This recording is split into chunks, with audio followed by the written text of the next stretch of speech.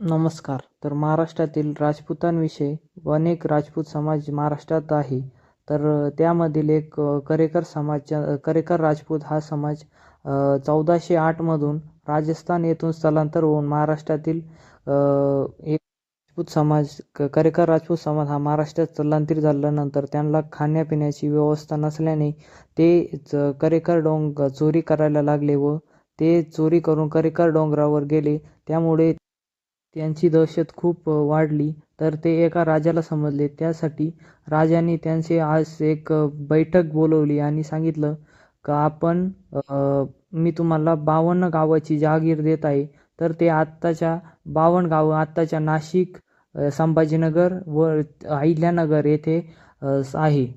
त्या 52 गावांमध्ये जाधव, चव्हाण, पवार व इत्यादी प्रमुख घराणे आहेत.